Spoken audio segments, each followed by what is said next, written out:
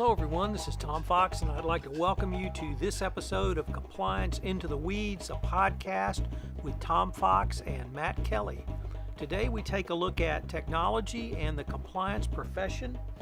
In it we look at some of the compliance tech challenges that Matt and I have seen compliance professionals have, and we also take a look at or continue our visit on compliance analytics and how those relate to some of the technology challenges.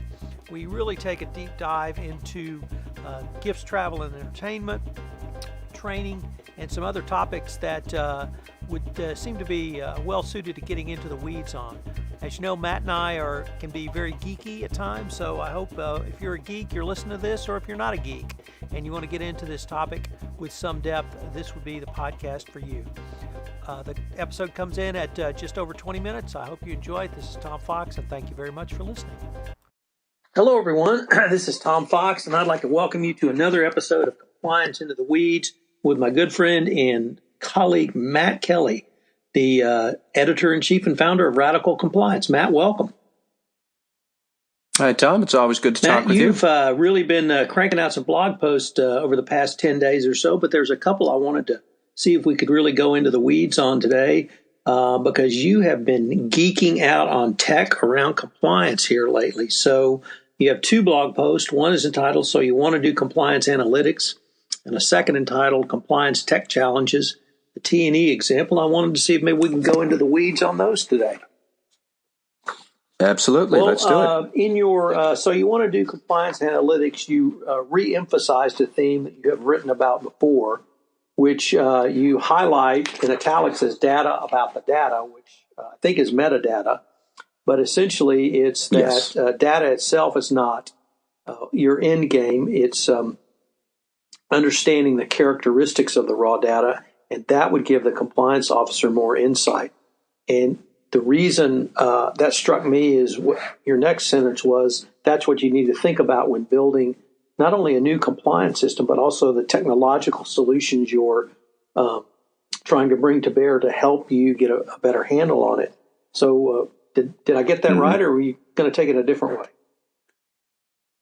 No, I think that's absolutely right. The more I write about these issues, and a lot of them get inspired by looking at internal audit and how those people spend a lot of time doing analytics, really looking at, I guess I would call it straight data, such as dollar amounts on, invoices or travel and entertainment or anything like that. The compliance officers have a different level of complexity that if you're trying to measure employee behavior and trying to benchmark that against some set of regulatory requirements or policy norms or anything like that, you can't order up a slice of data on employee attitudes. There are different ways employees might demonstrate what their attitudes are. You have to kind of approach these things from the side and think through what are the, like you said there, what are the characteristics of the data that I want to be getting at? And then you have to say, okay, am I building the right thing to capture those characteristics, and let me look at them? And we can geek out about this until the cows come home, but that's it at a conceptual level. Well, and then you followed that up with something that struck me as equally important, which is the compliance professional must know the business.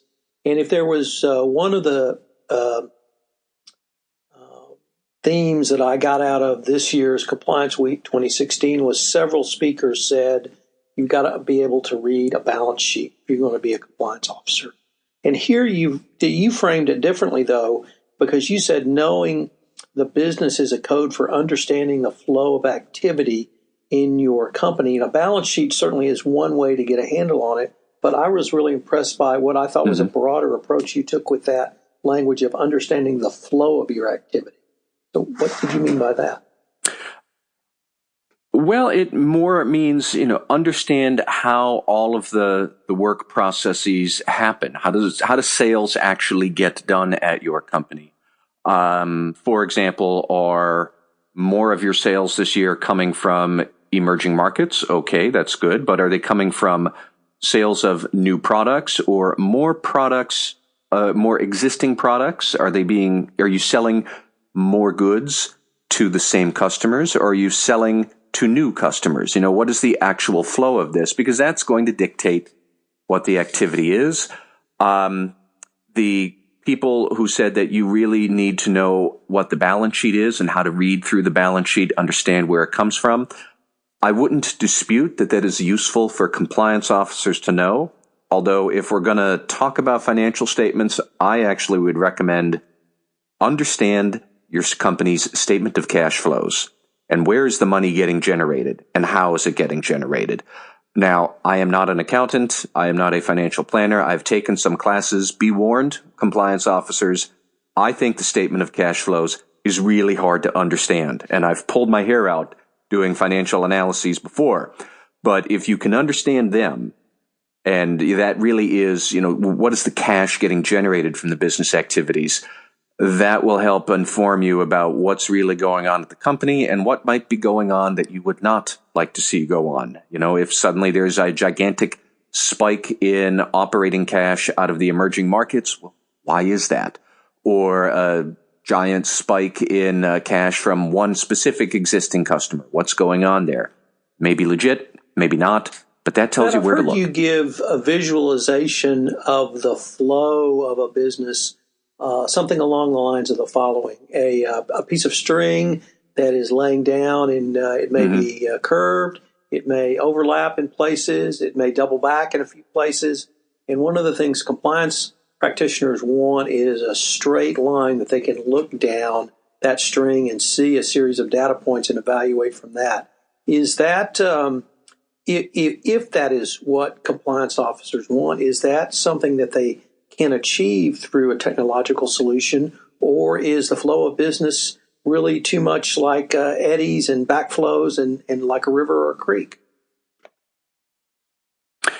The flow of the business and the business processes might be more like a river that's going in one direction generally, but the specifics might vary at any given time. Yes, that's true. But if you are thinking about the data that you want to get at, to help inform you to reach some conclusion, I still think that the metaphor holds of a piece of string zigzagging here and there through big piles of data that different parts of the company are generating, and you pull it the right way, all of this will line up and you can see the data points that get you to the conclusion you need.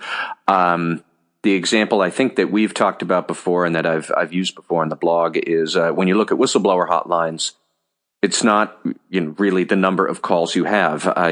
That gives you no context. I would almost say that's a useless bit of information. It's just how many calls you have to your hotline. But what is the nature of these calls? How many are about retaliation? How many are about a specific manager?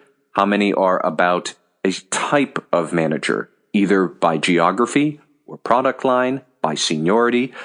Somebody recently mentioned to me they knew a company that did a fascinating study and found that the managers at its company that were most likely to be committing retaliation or fraud or anything like that were specifically, you could look at it by how long they'd been there. They'd been there 7 to 9 years, and had they been passed over for promotion at least once in the last 2 years. If you fit that criteria, you was a much higher likelihood that those hotline calls were about you. So that informed the compliance officer and the HR person. Let's zero in on that type of manager who fits that profile. Make sure we give them training either to, know not to commit fraud, or give them more training to get promoted. And everybody's happy and code and the culture is all wonderful again. But, you really need to patch together different types of information if you're a compliance officer. And that's hard. And then, that gets into the technology challenges. We can talk more about it, but, it's not easy to do. And I'm much more sympathetic to compliance officers compared to internal auditors who generally are looking at one specific type of data at any one point. Compliance officers looking at a couple of them at one point. So that would seem to me to be a good segue to go into the second blog I wanted to explore a little bit with you, Matt, which is entitled Compliance Tech Challenges, the T&E Exam. And when I think of T&E reporting, I think of a system that every employee has to use because it's mandated by the IRS for companies to keep this data. We were all trained on it. We all routinely input information on it. Some companies are more robust at requiring backup documentation, but that's something that the employees routinely do. And I guess I was struck by a couple of things in your post. One was that even looking at T&E data, as valuable as that might be, it's only one part of the picture. And you continually drove home the topic of process and a holistic approach, even with regard to travel and entertainment reporting. Maybe how would you suggest we think holistically about that most basic form of corporate data? Well, it came to me because I was at a meeting of compliance officers here in Boston, and a compliance officer in this meeting was complaining about the T&E system that their company used. And this person was saying it's very onerous. Is it effective? Does it track the right data? Probably. But if you are using it rarely and you have yet another password and yet another ID, and it's been 4 months since your last trip and you don't remember what it is, and you get cranky about these things. The system itself was not user friendly. And I think that is something people need to remember, that the T&E system this company was using, as far as I can tell, and now I'm just taking the speaker's word for it when he told this story, it seemed to be more designed to help internal audit look at T&E expense, help the CFO look at can we cut or somehow optimize T&E expenses, and help other people, such as the tax department. Are we tracking this for the IRS? Is the compliance department? Is this all within norms? But nobody was actually thinking through from the employee's perspective. Is this actually easy to use? And you have to really respect the employee's process more than anything else. It's more a tech challenge to deliver something that respects the employee and how that person does their job.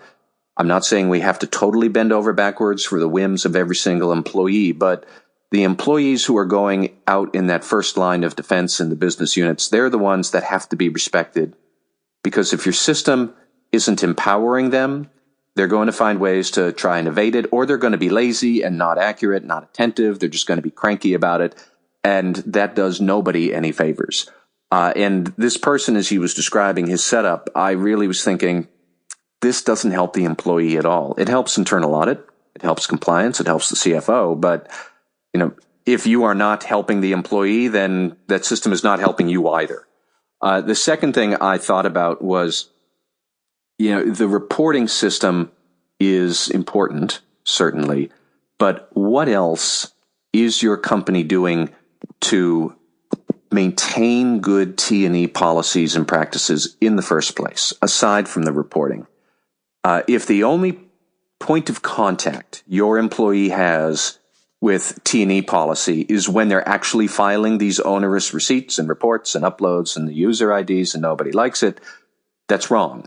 I was talking with another vendor I know who is trying to get companies the ability to send reminders by text message while the employee is actually out in the field, not sweating, do I have all my receipts? Am I uploading them correctly? Do I have the password or whatnot? It's just a little text message before they get on the plane. Good luck with the overseas trip. Here's our anti-bribery policy. You might want to give it a look if you don't remember it while you're on the flight. We'll see you in 2 weeks when you get home, or something to that effect. Good, nudging, friendly, user-friendly approaches to helping the employee stay on the right path. And most employees do want to stay on the right path. It's just if it gets too hard to stay on the right path, they're going to find ways to still get to their goal regardless of the right path. That was where I was going with that post. You really need to think more about what else are you doing and not just the reporting part. That is not the only control that you should need as a compliance officer. Well, Matt, to get I thought the conduct you even want. stated it more forcefully when you said that the fight against, you were talking about fraud, but I would say bribery or corruption is a process. And you said that it involves training, software tools, policy, subtle reminders, messages from execs, and more. But it's part of a holistic approach and a process that seems that you have taken the specific example, and you gave us the earlier example of the more senior employee who might need some more focused training to get them back on track, and using that information within the context of your overall program, if I can even use that word. Mm-hmm. And I agree, and I think that if you look at the ultimate goal for the company and the compliance officer is to change employees' behavior to follow the model that you want, then in that case, the reporting system to report what they have done so the audit can double check it and the finance people can see if they can cut the budget or not or anything.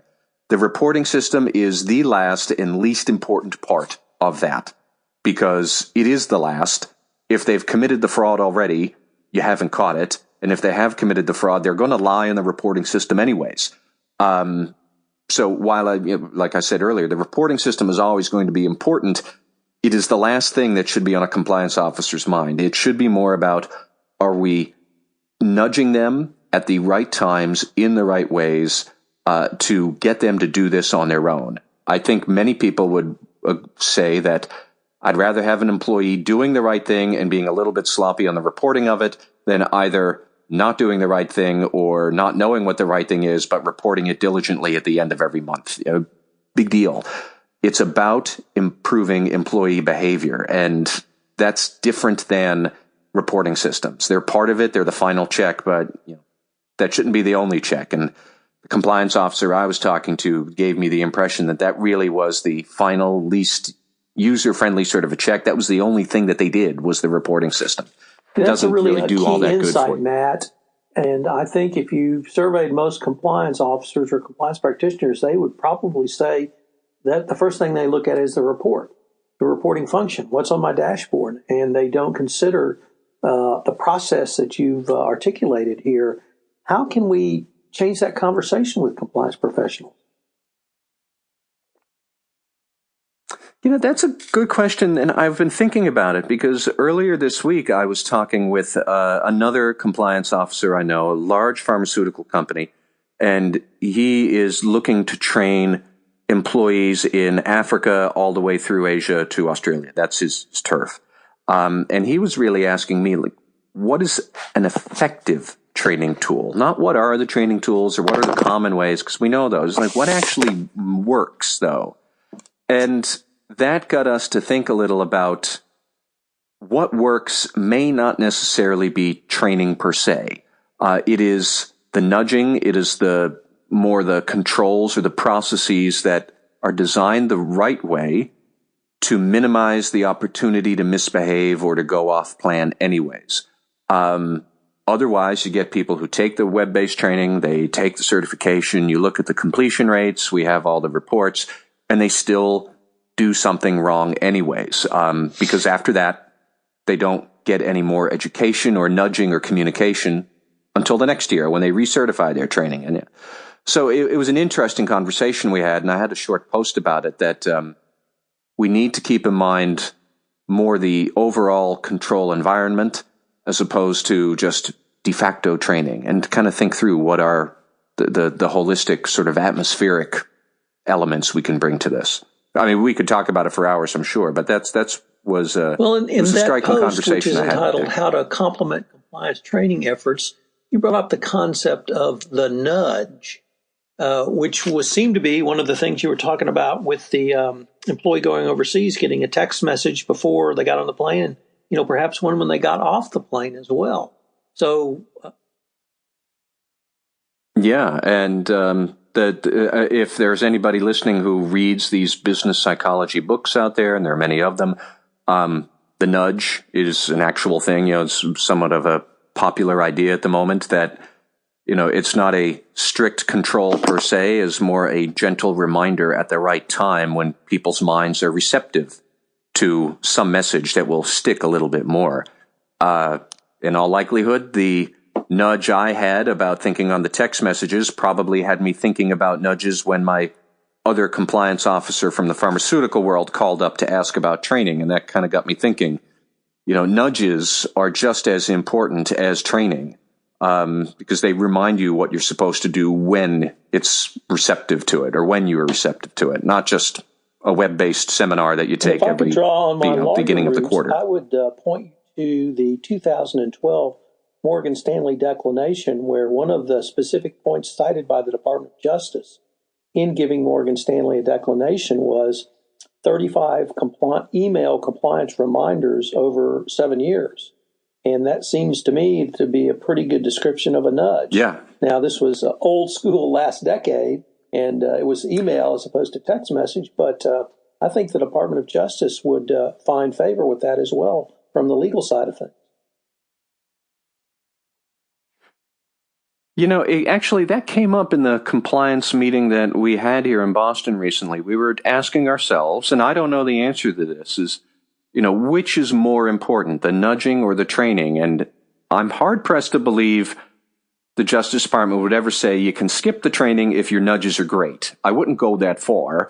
But you're right, with the Morgan Stanley declination, I think that's exactly on point, that, they will give you credit if you can show you're doing more than just, I guess, a paper compliance program of just web-based training at the beginning of the year or the beginning of the quarter, and that's it. It's more, like you say, Tom, about a best practices compliance program. It's about putting muscle behind it, little nudges all the way through. One doesn't stand outside the shadow of the other.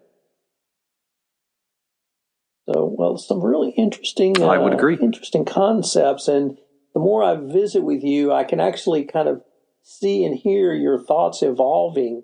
Maybe they've been there all along and I just haven't talked to you enough about them. But you really seem to be moving in a direction of being able to slot in some very specific tools, techniques, and ideas, yet into a much broader overall holistic approach that compliance practitioners need to start thinking about. Well, if we want to get to that goal of actually, changing conduct or pushing people to behavior, and they want to do that, it is going to be more than just hitting them with the stick. There's going to have to be carrots and other things along the way to entice people to it. So I haven't quite thought it through as eloquently as you just said, but I think that there's a lot that needs to go into this and putting them all together in the right way. I would say that we've moved away from the lawyer-based legal approach to the business process approach. And when you change kind of that thinking and recognize everything that goes into a business process, it not only broadens it out, but it opens up the possibilities for you to provide not only that initial communication about our values and our culture, but to continually reinforce that throughout the employment life cycle. I would agree with that it is more of a business process improvement sort of a play, I guess I'd call it that way. My question is going to be, and we can talk about this some other time and other In the Weed podcasts, but if a business process can be analyzed and studied and improved, which is what internal audit does, how do these different company functions kind of come together and keep on improving and honing a business process in that useful way? I'm not sure yet, but I think that's one of the big questions of the profession over the next 5 or 10 years, is we're going to get to that answer, and I'll be curious to see what it is. It will be an interesting conversation, and it will be interesting to watch it going forward. Well, Matt, as always, greatly enjoyed our time together, and look forward to hopefully your next plethora of blog posts that we can come up with some more compliance into the weeds. It's always a pleasure, and we should tell our listeners here, if Tom and I are barking up the right trees, Matt, along some those lines, ideas and feedback, so we can keep on going here. I am at M. Kelly, spelled Kelly, M. Kelly at radicalcompliance.com, and we're always looking for more ideas here, just to make sure thanks again, and I look keep forward to moving the ball continuing down the field in the right direction. All right, Tom, take care.